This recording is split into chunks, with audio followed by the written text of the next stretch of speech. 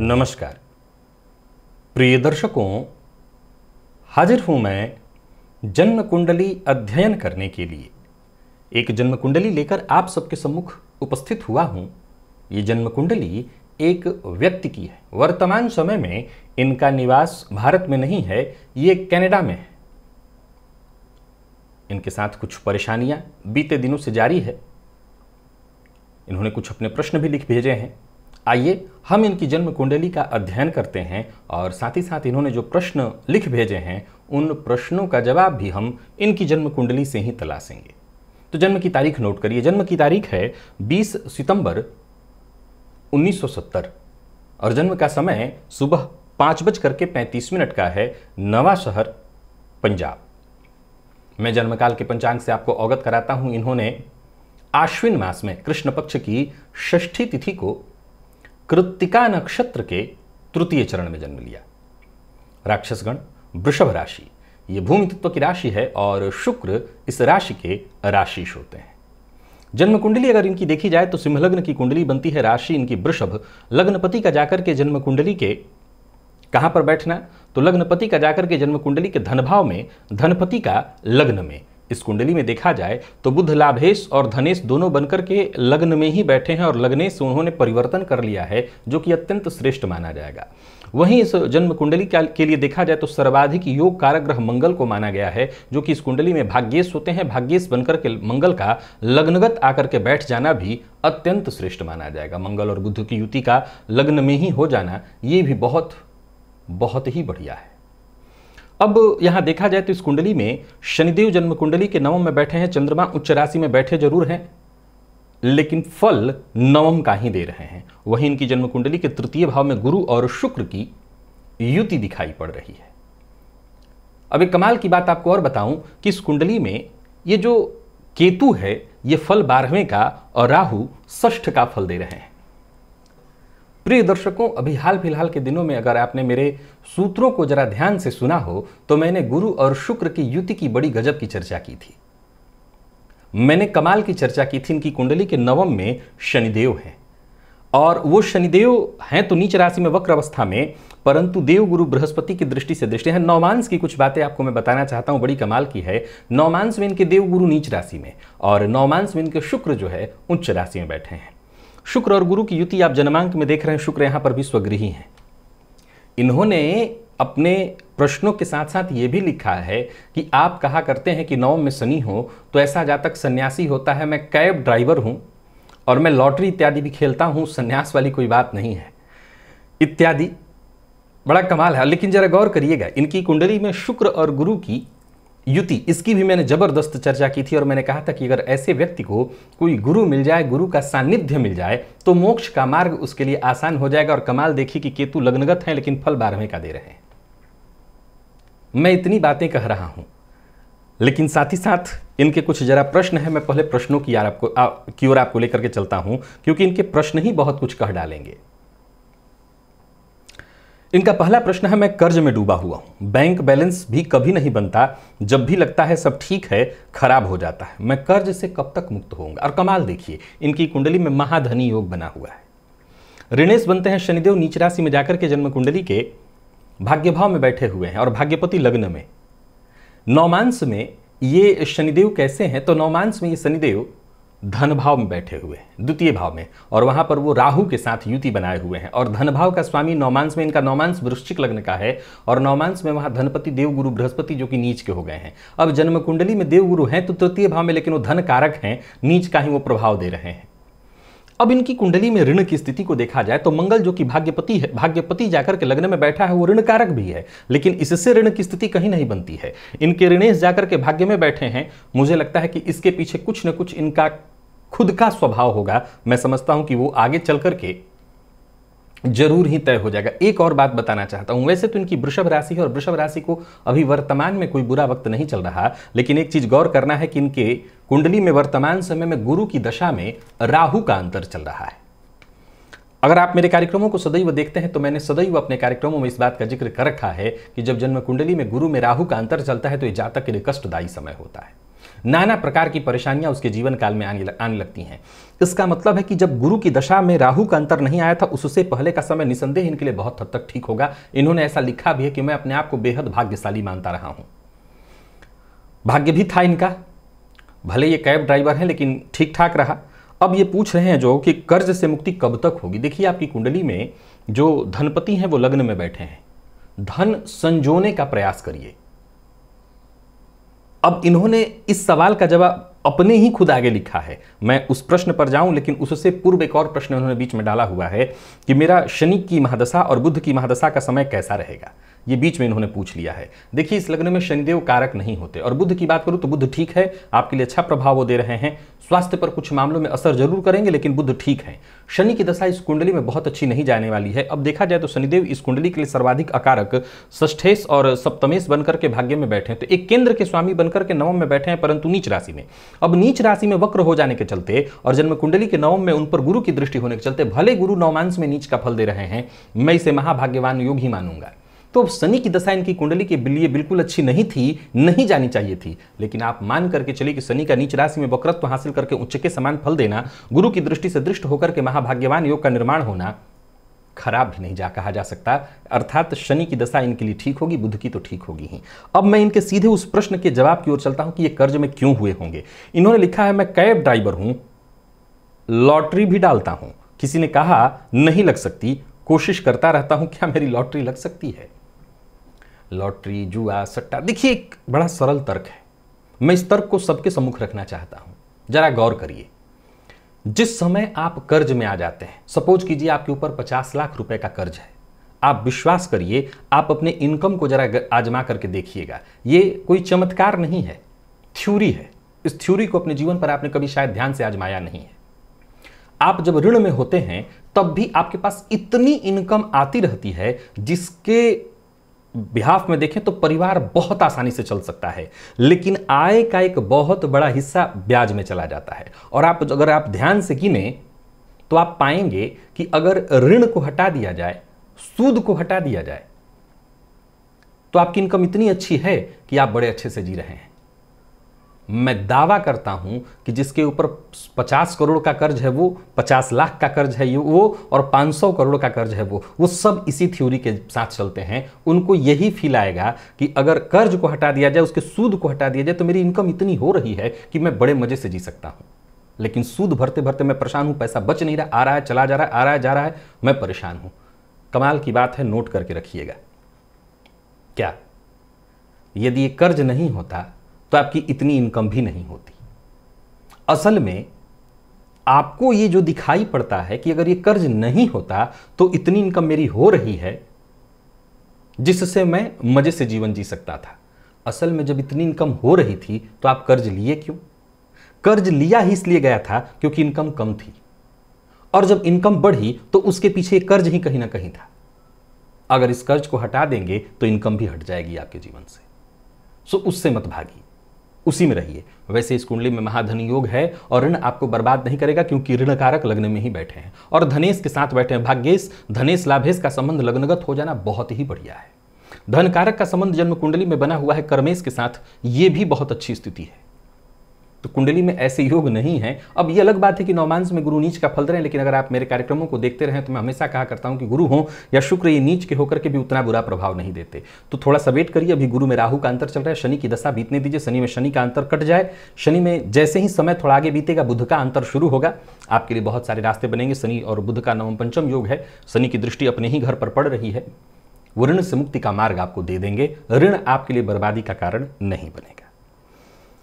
तो अब इन्होंने जैसा कहा कि लॉटरी सट्टा जुआ आकस्मिक धनलाभ के स्वामी जाकर के तृतीय में बैठे हैं, नीच राशि का फल दे रहे हैं, और पंचम पति बने गुरु भी नीच राशि का फल दे रहे हैं। ठीक ही कहा है किसी ने आपको कि आपको इसके चक्कर में नहीं पड़ना चाहिए, बल्कि उसकी जगह आपको थोड़ा बहुत, हालांकि 100% ये भी नहीं बनेगा, पर फिर भी थोड़ा बहुत अगर आपकी इच्छा हो तो शेयर मार्केट को अगर सीख लें आप, तो इससे कुछ हद तक बहुत बड़ा इनकम यहाँ से भी नहीं, यहाँ से अच्छा। इन्होंने लिखा भी है, मैं स्टॉक मार्केट में कामयाब हो सकता हूँ या नहीं, अभी तक तो नुकसान ही हुआ है। हाँ, बिल्कुल हो सकते हैं। आप यहां से नुकसान जो उठा रहे हैं ये भी ज्यादा लालच के चलते, क्योंकि आपका गुरु नवमांश में नीच का फल दे रहा है, वही गुरु पंचमे से पंचम भाव शेयर मार्केट स्टॉक इत्यादि के लिए है। बुध आपका ठीक है, सो आप अच्छा कैलकुलेट कर सकते हैं। आपको दो चीजें करनी होंगी, एक तो पेशेंस रखिए, धैर्य की आवश्यकता आपको थोड़ी ज़्यादा ही पड़ेगी। अगर आप अपनी कुंडली में जरा एक बार देखें तो आपकी कुंडली में वैसे तो देखा जाए तो गुरु और शुक्र ये चर राशि में बैठे हैं, शनिदेव चर राशि में बैठे हैं, परंतु अगर देखें तो मंगल, बुध और चंद्रमा ये 3 ग्रह स्थिर राशि में बैठे हैं। अब 3 ग्रह स्थिर राशि में और 3 ग्रह आपकी कुंडली में चर राशि में बैठे हैं। और सूर्य को अगर देखें तो सूर्य द्विस्वाभाविक राशि में बैठे हैं। अब सवाल ये खड़ा होता है कि हम चर को ज़्यादा बली माने या स्थिर को। तो कमाल की बात यह है कि ये 50-50 वाली कुंडली बन गई है। और इस अवस्था में देखा जाए तो शनि के पास यहाँ बल कम मिल रहा है, सो चर वाली कुंडली ये है, लेकिन लग्न स्थिर और लग्नेश द्विस्वाभाविक राशि में होने के चलते आपको पेशेंस सीखना होगा, धैर्य। मंगल लग्न में बैठ करके पेशेंस की कमी ही कर देते हैं, तो थोड़ा पेशेंस रखिए। पेशेंस रखेंगे, धैर्य रखेंगे तो आपकी समस्याएं भी दूर हो जाएंगी और शेयर मार्केट में भी आप कामयाब हो जाएंगे। कामयाबी मतलब आप कैब चलाना छोड़ के शेयर मार्केट में लग जाइए, मैं ऐसा बिल्कुल नहीं कह रहा हूं। आप कैब का जो कार्य कर रहे हो करते रहिए, शेयर मार्केट इंक्लूडेड, यहां से भी कुछ इनकम आपको हो जाएगी। परंतु अभी रुकिए, गुरु में राहु का अंतर किसी भी लिहाज से ठीक नहीं होता। ये टाइम काटना होगा, 2024 के अप्रैल तक का समय है। जब तक ये टाइम नहीं कटेगा आप परेशानी देख रहे हैं, देखेंगे। आगे इन्होंने लिखा है कि मेरी दाहिनी आंख 1998 में खराब हो गई थी, ऑपरेशन से ठीक हो गई, लेकिन क्या आगे फिर कोई परेशानी हो सकती है? द्वितीय भाव में सूर्य हो और ऐसे सूर्य पर पापक ग्रह की दृष्टि हो। वैसे तो आपकी कुंडली में किसी भी पापक ग्रह की दृष्टि इस द्वितीय भावगत सूर्य पर नहीं पड़ रहा, लेकिन अगर आपके शुक्र को देखें जो कि कालपुरुष की कुंडली में द्वितीय भाव का स्वामी होता है, वो शनि की दृष्टि से दृष्ट हो रहे हैं, तो ये एक बहुत बड़ा कारण था। लेकिन मैं समझता हूं कि आंखों का कोई विशेष चिंता नहीं। लग्नगत जो मंगल बैठे हैं, राहु और केतु के साथ संबंध, ये भी आंखों का विचार इन 2 भावों के साथ साथ लग्न से भी करना चाहिए। तो लग्नगत मंगल भी आंखों से संबंधित परेशानी का कारण बने हुए हैं। और अगर आपकी कुंडली में देखें तो आंखों की बात अगर करी जाए तो ये भी, आपने कहा दाहिनी आंख, तो दाहिनी आंख का भाव द्वितीय भाव है, द्वितीय भावपति लग्न में बैठे हैं, लग्नगत व मंगल के साथ राहु से संबंध बनाए हुए इसीलिए। लेकिन मुझे लगता है कि आपका द्वितीय भाव का स्वामी बली है, 20 अंश पर बैठा हुआ है, आंखों को लेकर के चिंतित होने की आवश्यकता नहीं, आगे कोई ऐसी परेशानी नहीं होगी। बस मुझे लगता है कि इतने सारे जो प्रश्न थे वो तो ठीक है, परंतु असल प्रश्न अब है। इन्होंने पूछा है मेरा बेटा, और ये दोनों प्रश्न सब सिर्फ इसी से संबंधित हैं। अब जरा देखिए, मेरा बेटा 3 जुलाई 2021 में घर छोड़कर चला गया था। 1 साल तक वो हमसे बातचीत भी नहीं कर रहा था।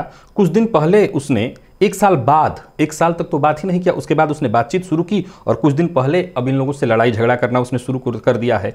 अब तो वो हमसे बात भी नहीं करता। क्या उसके हमारे साथ संबंध सामान्य हो जाएंगे? एक। दूसरा, वर्तमान समय में मेरा अपने बच्चों के साथ तनाव क्यों है? भविष्य में मेरा मेरे बच्चों के साथ संबंध कैसा रहेगा, खासकर पुत्र के साथ? बस प्रश्न इनके इतने हैं, लेकिन ये आखिरी के जो 2 प्रश्न हैं वही इनकी कुंडली में बहुत कुछ कहना चाहता है। मेरे जो नियमित दर्शक हैं वो जान गए हैं कि मैं किस दिशा की तरफ बढ़ रहा हूं। जब इस कुंडली में वैराग्य का योग है, चूंकि एक बात गौर करिए, ये जो शनिदेव हैं ये मेष राशि में बैठे हुए हैं। मेष राशि आमतौर पर यहां पर शनिदेव का होना कोई वैराग्य का कारण नहीं होता, बहुत ध्यान से सुनना और समझना होगा। ये जो स्थिर राशि है वृषभ, इसके बाद कन्या, माफ करिएगा, वृषभ, कन्या और मकर, इन 3 राशि, भूमि तत्वीय राशि, उत्पत्ति राशि जिनको कहते हैं, तो वृषभ, कन्या और मकर, इन 3 राशियों में बैठे शनिदेव जिस कदर जातक को वैराग्य की ओर ले जाते हैं, जैसा मैं हमेशा कहा करता हूं कि ऐसे जातकों के जीवन काल में उनका पूर्वजन्म भी ऐसा ही बीता था कि उनको संतान और दाम्पत्य का सुख उनको ना के बराबर ही प्राप्त हुआ था। यहां सप्तमपति नीच राशि में बैठे हैं, भले वो उच्च अवस्था का फल दे रहे हैं, सप्तम पर गुरु की दृष्टि है, परंतु इन्होंने जो प्रश्न मुझसे पूछा उस अपने पॉइंट में कि मैं ऐसा क्यों नहीं कर पा रहा हूं, आप कहते हैं सन्यासी होना चाहिए। आप लोग बताइए कि आखिर ऐसा क्यों है कि जब इनकी कुंडली में सन्यास की जैसी स्थिति है फिर भी ये सन्यास की इनकी तनिक भी वृत्ति नहीं है? सोचिए, 2 कारण। पहला, इनका शुक्र, इनका जो शुक्र है वो इनको कहीं ना कहीं, पहले सिंह लग्न रजो वृत्ति का लग्न है, रजो में राजा का लग्न है और राजसुख भोगने की चाह रखता है, एक। दूसरा, लग्नगत मंगल, ज्योतिष शास्त्र के तर्कों में हमेशा मैंने बताया है कि मंगल और शनि ये दोनों के दोनों कहीं ना कहीं, अगर इन दोनों के प्रभाव को देखा जाए तो मंगल व्यक्ति को अधः पतन की ओर और शनि व्यक्ति को रगड़कर उत्थान की ओर ले जाते हैं। मंगल की राशि में शनि जरूर नीच राशि में बैठे हैं, परंतु लग्नगत ये जो मंगल है ये भोग की तरफ, या यूं कहिए कि भोगमय वृत्ति इनकी बना रहा है। फलतः इनकी चाहत पाने की है। और दूसरा पॉइंट है, ये जो शुक्र गुरु के साथ बैठे हुए हैं वो शनि की दृष्टि से दृष्ट हो रहे हैं, और शुक्र पर शनि की दृष्टि का होना, शुक्र अर्थात भोग, नवमांश में शुक्र का उच्च हो जाना और नवमांश में शुक्र पर मंगल की दृष्टि का होना, ये पूर्णतः इनको भोगमय बनाए हुए है। फलतः इनकी कुंडली में वैराग्य के इतने सारे योग होने के बावजूद इनकी दिलचस्पी जो है वैराग्य की ओर नहीं है, लेकिन घटनाएं घटित होती हैं, वो कभी पीछा नहीं छोड़ती, और उसी घटना का एक क्रम है संतति। मेरे कार्यक्रमों में आप सदैव सुना करते होंगे, मैं कहा करता हूं कि पुत्र संतति इतनी जरूरी क्यों सनातन धर्म ने बार बार कहा कि पुत्र होगा तभी मोक्ष मिलेगा। इसलिए नहीं कि पुत्र होगा तो मोक्ष देगा, वरन इसलिए कि मोह भंग कौन करेगा। मोह ज्यादा होगा कहां? पुत्र में, और पुत्र में मोह होगा तो पुत्र ही मोह भंग का कारण बनेगा। यानी जहां मोह ज्यादा होगा वही तो भंग का भी रास्ता बनाएगा।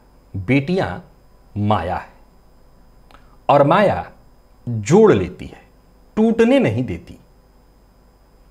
बेटियां माया है, बेटियां असल में मोह है। पुत्र मोह नहीं, परंतु पुत्र में ही पुरुष मोह, यानी दंपत्ति माता पिता पुत्र में मोह ज्यादा ढूंढते हैं, और अंततोगत्वा वो मोह भंग का कारण बनता है।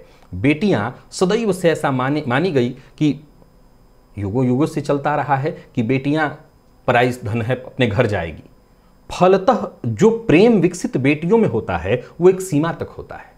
बेटा अपना है, अपने साथ रहेगा, इसमें भी प्रेम ज्यादा जागृत हो जाता है, तो ये बेटा ही तोड़ता है। और बाकी और सारी बातें मैंने कई बार बताई हुई हैं सनातन धर्म में, इसीलिए बेटों की मांग बार बार की गई कि ये होगा तभी मोह भंग करेगा।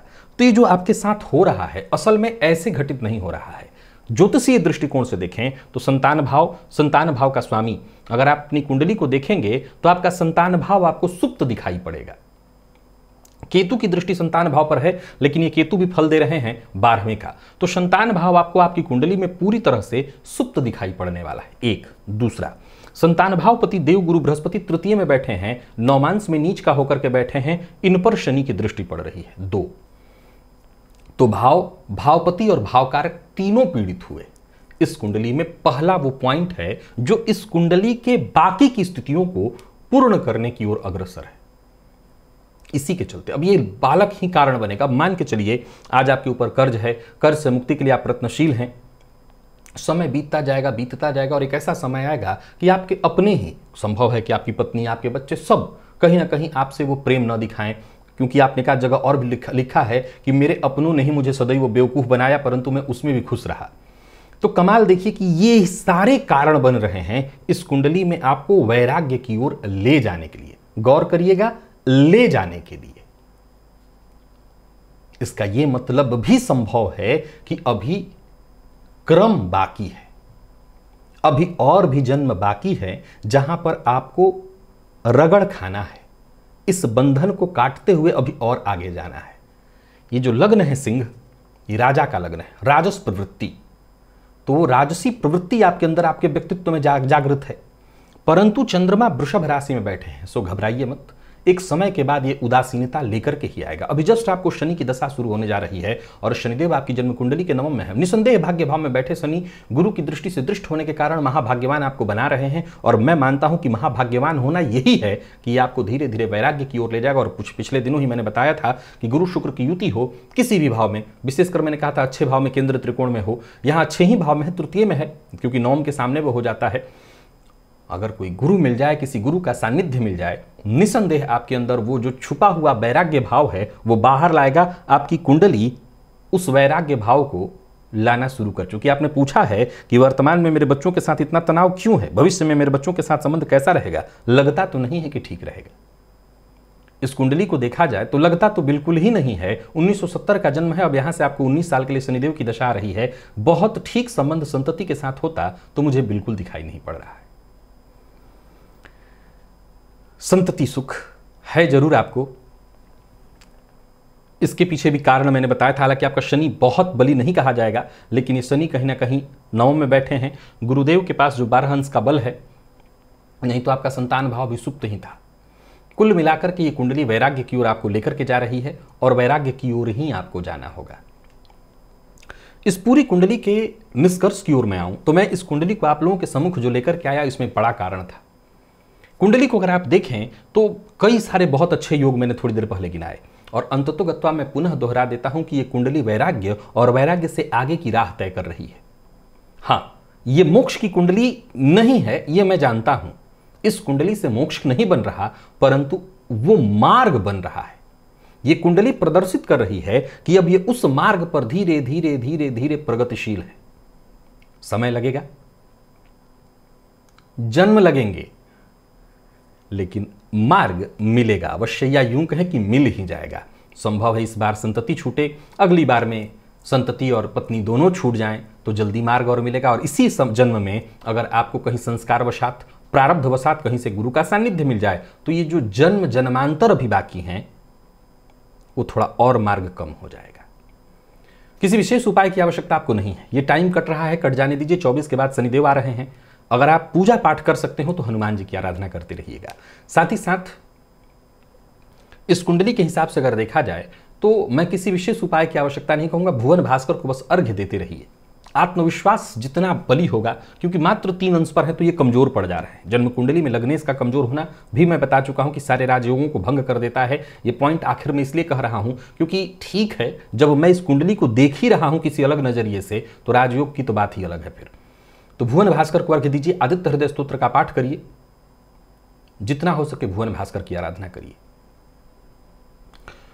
विदेश में है, संभव शायद आपके लिए न हो, नहीं तो संभव होता तो मैं कहता प्रत्येक रविवार को मदार, यहां भारत में होते तो मिल जाता आसानी से, सफेद मदार से सूर्य को अगर आहुति देते, हवन करते, तो इससे सूर्य आपका बली होता, आत्मविश्वास जागृत होता और संभव है कि जीवन ज्यादा कहीं सुगम हो जाता। ऋण से घबराइएगा मत। इस कुंडली में ऋण से मुक्ति का समय आ रहा है 2000 शनि की दशा में, जब बुध का अंतर आएगा। अभी उसमें टाइम है थोड़ा, अभी कम से कम 24 तक तो आपको गुरु ही दिखाई पड़ रहे हैं, और वहां से 3 साल और, तो कुल मिलाकर कभी 5-6 साल तक अभी कर्ज में रहना है। इसके बाद ही आप कर्ज से मुक्ति पाएंगे। तो बस यही 2 उपाय करिएगा। बाकी मैं किसी विशेष उपाय की आवश्यकता नहीं देख रहा। इस कुंडली में मंगल षड्बल का सबसे बली ग्रह है। अगर आपको मूंगा पहनने की इच्छा हो तो आप धारण कर सकते हैं, परंतु ये ध्यान रखिएगा कि मूंगा पहनने से आपकी उग्रता थोड़ी बढ़ेगी, गुस्सा बढ़ेगा, आप राक्षस गण के हैं। फिर भी रत्न पहनने की इच्छा हो तो एकमात्र रत्न मूंगा है, और आराधना भुवन भास्कर की, हनुमान जी की, दूसरा कोई उपाय नहीं। प्रिय दर्शकों, आप इस जन्म कुंडली के संबंध में क्या कहना चाहते हैं? क्या ये कुंडली सचमुच जैसा मैं इस कुंडली को देख रहा हूं कि ये अग्रसर है, आपको भी दिखाई पड़ रहा है? आज के लिए बस इतना ही। इजाजत दीजिए और कमेंट में अपनी बात अवश्य लिखिए। पुनः मुलाकात होगी, तब तक के लिए नमस्कार।